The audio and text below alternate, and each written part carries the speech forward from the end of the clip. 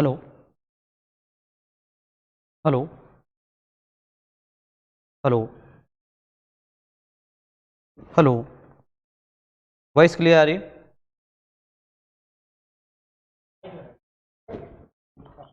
Hello, voice clear है? एक बार check. हाँ ठीक। तो नमस्कार साथियों, बहुत स्वागत है चौहान एकेडमी के यूट्यूब चैनल पर। जैसा कि आप सबको विदित है, कल आदरणीय दिनेश चौहान सर के द्वारा इस पुस्तक का विमोचन किया गया है। यह पुस्तक आपके चौहान एकेडमी के एप्लीकेशन पर स्थित है, तो आप वहां जाकर ऑर्डर कर सकते हैं। तो हम इस पुस्तक में आज जो पहला चैप्टर पढ़ने जा रहे हैं वो वर्णमाला है। तो वर्णमाला को हम आज स्टार्ट करेंगे। तो चलिए, ये आपकी शिक्षाधाम पब्लिकेशन की सामान्य हिंदी है। तो इसके अंदर जो डेटा है उसको आज हम पढ़ने जा रहे हैं। तो पहले आज हम स्टार्ट करने जा रहे हैं वर्णमाला, और वर्णमाला को हम प्रारंभ करते हैं।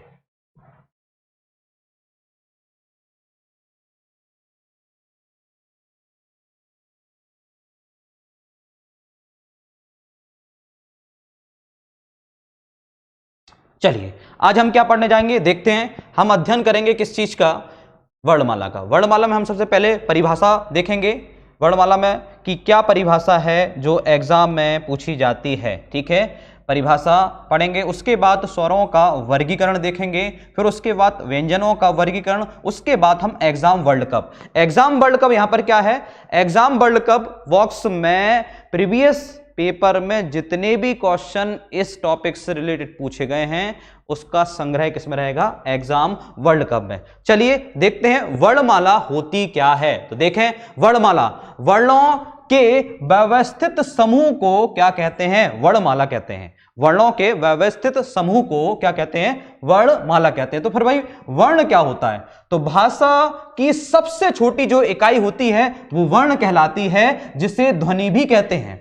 भाषा की सबसे छोटी इकाई क्या कहलाती है? वर्ण कहलाती है, जिसे ध्वनि भी कहते हैं। जबकि सबसे बड़ी इकाई वाक्य कहलाती है। सबसे बड़ी इकाई क्या कहलाती है? वाक्य। किसी भाषा की जो सार्थक इकाई होती है वो क्या होती है? वाक्य होती है।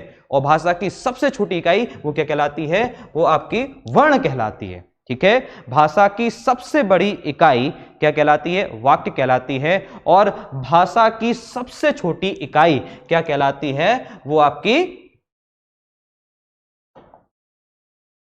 वर्ण कहलाती है। बात क्लियर है? ठीक है। उसके बाद उदाहरण देखें, जैसे राम देखते हैं। राम एक शब्द है। राम शब्द में 4 वर्ण होते हैं।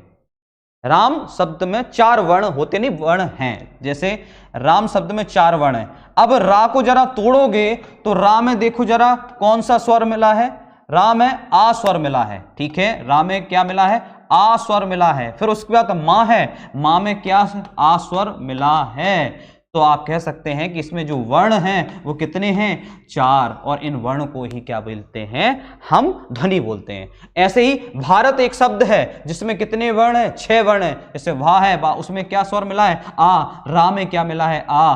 ता में क्या मिला है? आ। तो ऐसे इनको काउंट करोगे तो कितने हो जाएंगे? 6 वर्ण। तो भाषा की सबसे छोटी इकाई क्या कहलाती है? वर्ण कहलाती है। इस पुस्तक में आप देख रहे हैं, पहले आपकी वर्णमाला हो गई, उसकी परिभाषा दे दी, उसका उदाहरण दे दिया, उसको डिस्क्राइब कर दिया। फिर अब एग्जाम में क्या? जैसे ये सामने आपको मिल जाएगा एक बॉक्स में क्या मिलेगा आपको? देखें, जैसे इस पुस्तक में आप जब जाओगे तो आपको ऐसे बॉक्स मिलेंगे। जैसे इसमें लिखा है, क्या आप जानते हैं, क्या आप जानते हैं वैज्ञानिक तकनीकी शब्दावली आयोग नई दिल्ली के द्वारा हिंदी भाषा में 52 वर्ण निर्धारित किए गए हैं। डायरेक्ट एग्जाम में पूछा गया है कि वैज्ञानिक तकनीकी शब्दावली आयोग नई दिल्ली के द्वारा हिंदी भाषा में कितने वर्ण निर्धारित किए गए हैं? तो आप आंसर करोगे 52 वर्ण, 52 वर्ण निर्धारित किए गए हैं। चलिए देखते हैं, हिंदी वर्णमाला में कुल वर्णों की संख्या कितनी मानी गई है? 52 ही मानी गई है। ठीक है, जिसमें स्वर ध्वनियों की संख्या 11 मानी गई है एवं व्यंजन ध्वनियों की संख्या कितनी मानी गई है? 41 मानी गई है।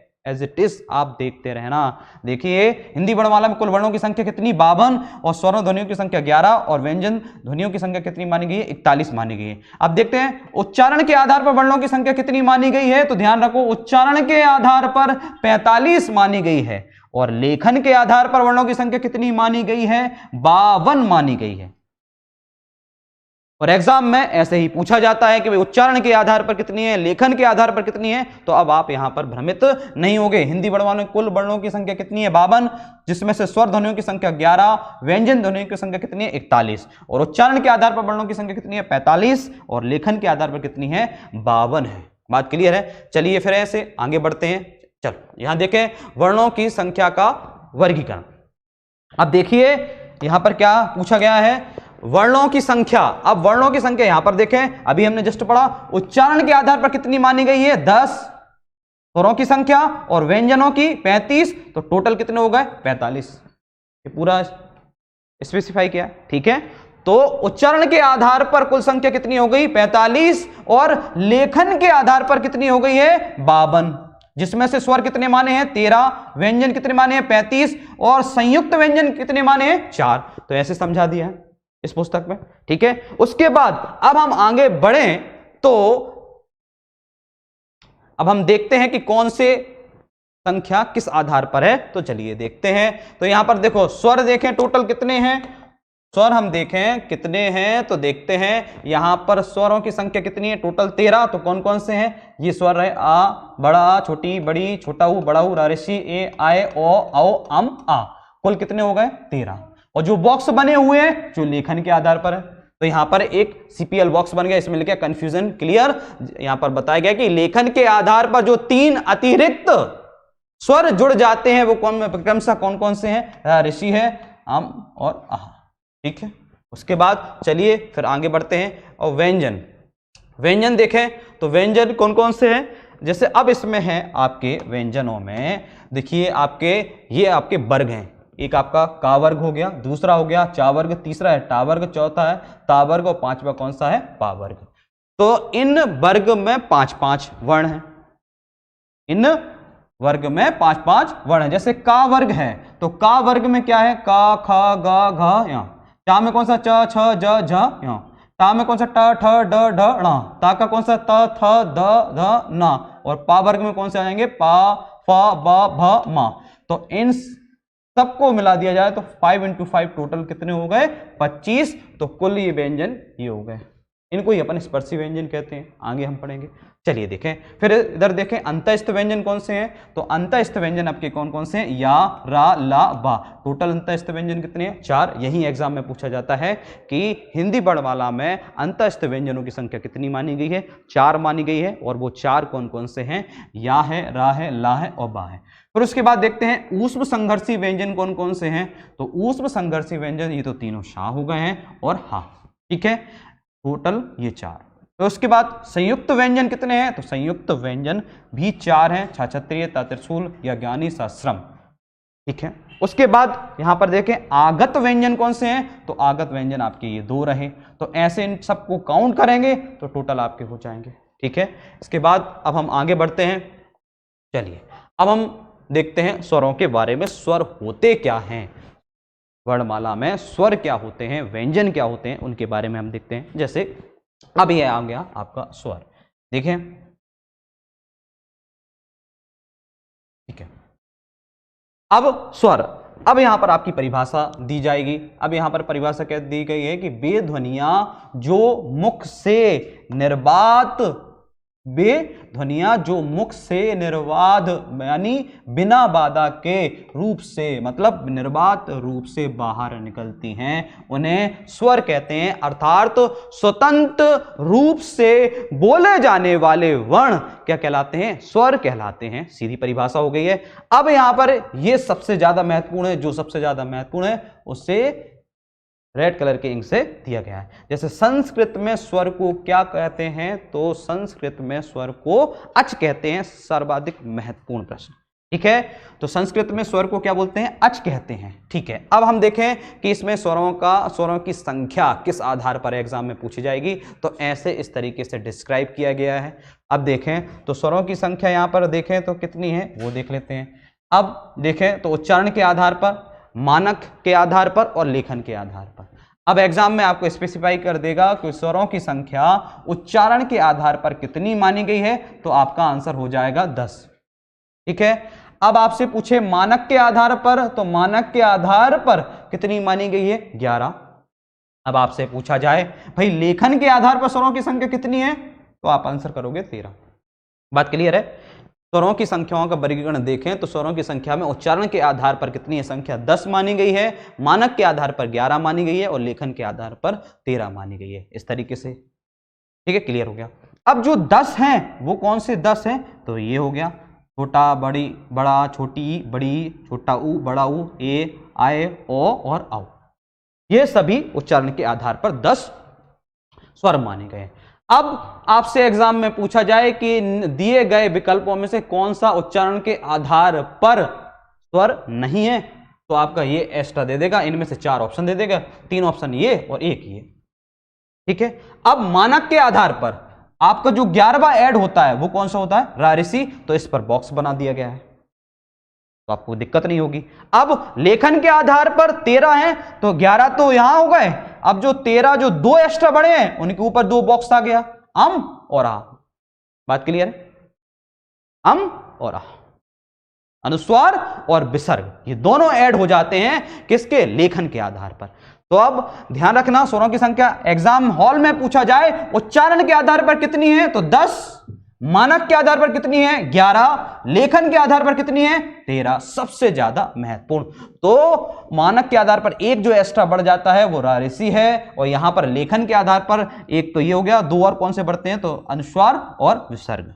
ठीक है, तो ये हो गया। इसके बाद अब हम आगे बढ़ेंगे, जब आप बुक के पेज पलटते हुए आगे बढ़ेंगे तो यहां पर दिया जाएगा स्वरों का वर्गीकरण। अब स्वरों का वर्गीकरण पढ़ते हैं। स्वरों का वर्गीकरण देखते हैं। ठीक है,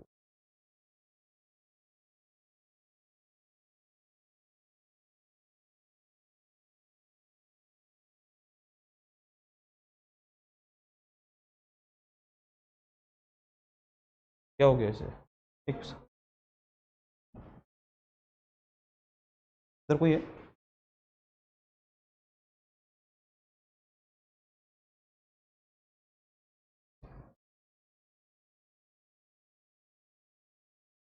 ठीक है,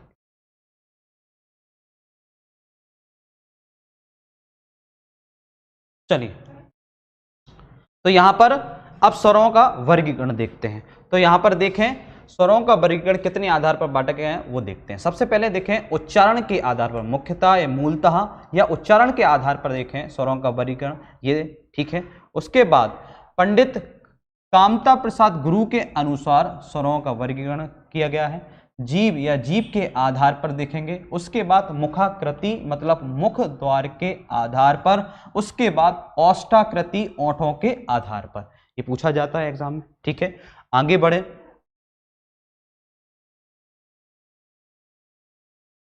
देखिए, फिर उसके बाद जाति के आधार पर, जाति के आधार पर स्वरों का वर्गीकरण बताया गया है। फिर उसके बाद हवा के नाक व मुंह से निकलने के आधार पर, उसके बाद घोषत्व के आधार पर और प्राणत्व के आधार पर, इस प्रकार से स्वरों का वर्गीकरण किया गया है। तो आपको पुस्तक में इस तरीके से डिजाइन करके आपको समझाया जाएगा। उसके बाद अब हम इनका देखते हैं कि मुख्यतः और मूलतः के आधार पर कितने प्रकार के होते हैं, तो उनको देखते हैं। चलिए देखें।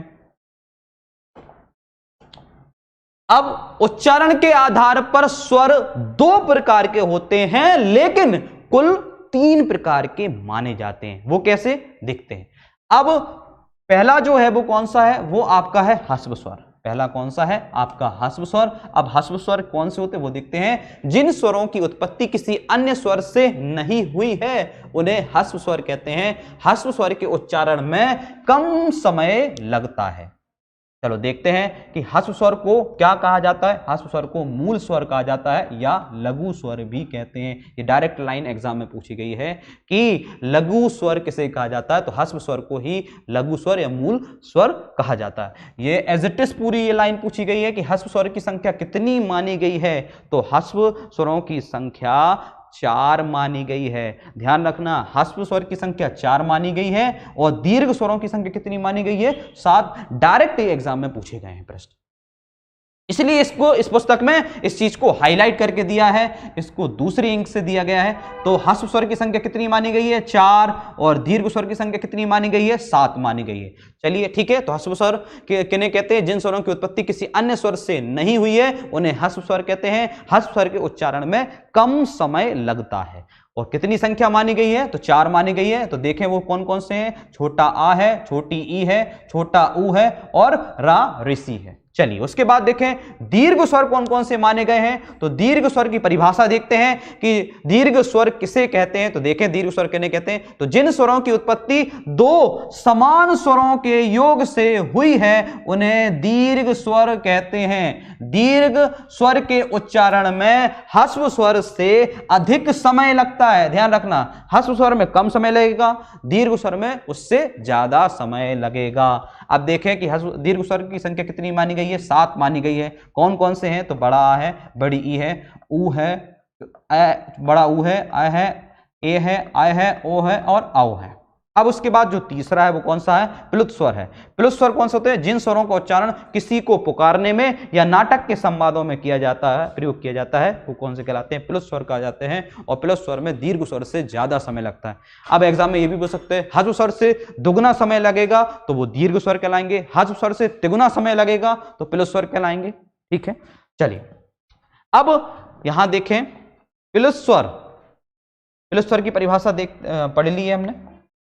चलिए अब प्लुत स्वर जिन स्वरों का उच्चारण किसी को पुकारने में या नाटक के संवादों में इसका प्रयोग किया जाता है वे क्या कहलाते हैं? प्लुत स्वर कहलाते हैं। प्लुत स्वर के उच्चारण में दीर्घ स्वर से अधिक समय लगता है। उदाहरण जैसे ओम, ओम का जब उच्चारण करते हैं तो उसमें कौन सा स्वर लगता है? तो आप कहोगे प्लुत स्वर लगता है। किसी को पुकारने से राम श्याम किसी को पुकारेंगे तब कौन सा स्वर प्रयोग किया जाएगा? प्लुत स्वर प्रयोग किया जाएगा। चलिए अब हम आगे बढ़ते हैं। अब आप जैसे ही पेज पलटेंगे तो आपको यहां पर आएगा पंडित कामता प्रसाद गुरुजी के अनुसार स्वरों की संख्या कितनी मानी गई है? तो 2 मानी गई है। डायरेक्ट एग्जाम में पूछा जाएगा कि पंडित कामता प्रसाद गुरुजी के अनुसार स्वरों की संख्या कितनी मानी गई है? तो 2 मानी गई है। 2 प्रकार के उन्होंने स्वर बताए हैं।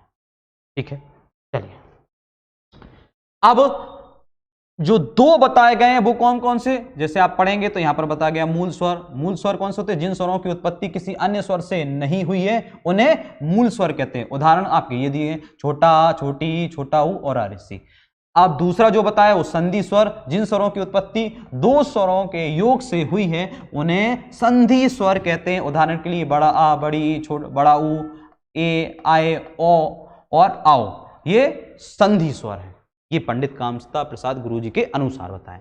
अब हम देखते हैं कि भाई संधि स्वर कितने प्रकार के होते हैं? तो संधि स्वर 2 प्रकार के होते हैं। कौन कौन से? एक तो आपका दीर्घ स्वर रहा। दीर्घ स्वर कौन से? 2 समान स्वरों के योग से बनने वाला नया स्वर दीर्घ संधि स्वर कहलाता है। उदाहरण के लिए बड़ा आ हो गया, बड़ी ई हो गया, बड़ा ऊ हो गया। ऐसे ही दूसरे नंबर पर दूसरा है आपका संयुक्त संधि स्वर। संयुक्त संधि स्वर क्या कहलाता है? 2 असमान स्वरों के मेल से बनने वाला नया स्वर संयुक्त संधि स्वर कहलाता है। इस तरीके से आपको बताया जाएगा।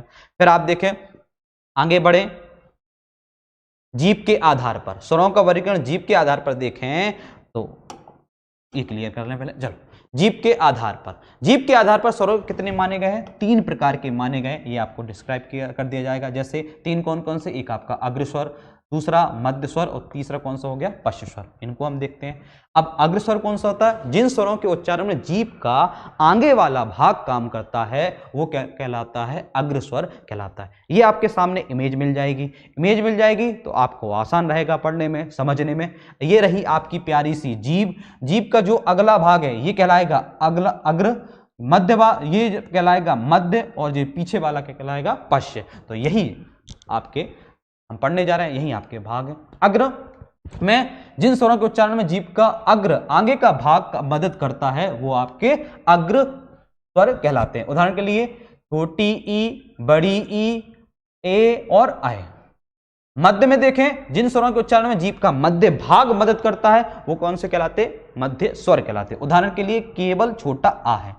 पश्च स्वर जिन स्वरों के उच्चारण में जीभ का पिछला मतलब पीछे का भाग मदद करता है वो पश्च स्वर कहलाते। उदाहरण के लिए बड़ा आ, छोटा ऊ, बड़ा ऊ, ओ और आओ। अब आपने ये पढ़ लिया। इस पुस्तक में आपने ये सारा डेटा पढ़ लिया, उसके बाद केवल आपको ये इमेज देखनी है। अब आपने जीभ देखी, अग्रभाग कौन सा हो गया, छोटी ये वाला, मध्य ये, पश्य ये, तो केवल मध्य में कौन सा आता है, छोटा आ आता है, ये याद करना है। और अगले अग्र में कौन सा आता है, छोटी ई, बड़ी ई, ए और आए। आप प्रयोग कर लेना, अभ्यास करो, देखो मध्य लगेगा, छोटी ई आगे की तरफ स्वर हो रहा है, बड़ी ई, ए और आए, बस ये दो आप याद रख लेंगे, बाकी तीसरा उसमें चला जाएगा। ठीक है, तो जीभ के आधार पर 3 प्रकार के होते हैं, अग्र स्वर, मध्य स्वर और पश्च स्वर। ये क्लियर हो गया। अब आप जैसे पेज पलटेंगे और आगे जाएंगे तो आपको ये सारी चीजें मिलेंगी, जैसे मुखाकृति के अनुसार। अब देखिए इस पुस्तक में इन सभी चीजों को डिजाइन करके बताया गया है। देखिए मुखाकृति के आधार पर आप जब देखेंगे तो यहां पर मुखाकृति यानी मुख द्वार के आधार पर स्वर कितने प्रकार के हैं, 4 प्रकार के हैं। कितने, 4 प्रकार के। ये ध्यान रखना, ये एग्जाम में पूछा जाता है कि मुखाकृति के आधार पर स्वरों की संख्या कितनी मानी गई है, 4 मानी गई है। कितने प्रकार के होते हैं, तो 4 प्रकार के होते हैं। ये बात क्लियर है, ये आपको समझ में आ जाएगा। अब कौन से होते हैं, तो ये भी देख लेते हैं कौन से होते हैं। अब यहां पर आपको सामने इसकी इमेज मिल जाएगी। ठीक है, अब पहला जो है वो कौन सा, समृत स्वर होता है। कौन सा, समृत स्वर। समृत स्वर मतलब जिसमें लगभग आपका मुंह बंद रहेगा, जिन स्वरों का उच्चारण करने में आपका जो मुखाकृति है, ये आपकी मुखाकृति है, मुख की जो आकृति है वो लगभग बंद रहेगी, तो वो कौन सा कहलाता है, समृत, मतलब लगभग क्लोज रहेगा। यहां पर देखो जिन स्वरों के उच्चारण में मुख द्वार लगभग क्या रहता है, बंद रहता है, उन्हें समृत स्वर कहते हैं। ठीक है, तो उदाहरण के लिए कौन कौन से हो जाएंगी, छोटी ई, बड़ी ई, छोटा ऊ और बड़ा।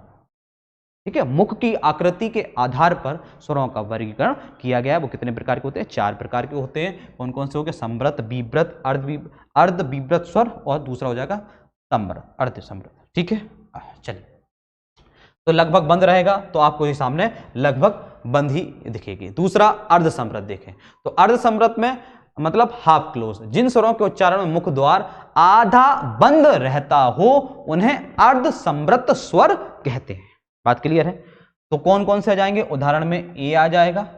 ठीक है, ए आ जाएगा और आओ, ओ आ जाएगा, ए और ओ। ठीक है, बात क्लियर। उसके बाद फिर आप आगे बढ़ेंगे, अर्ध समृत हो गया। फिर विव्रत में जाएंगे। विव्रत क्या होते हैं, ओपन, मतलब जिन स्वरों के उच्चारण में मुख द्वार पूरा खुला रहता हो उन्हें विव्रत स्वर कहते हैं। उदाहरण में आपका आ जाएगा बड़ा आ।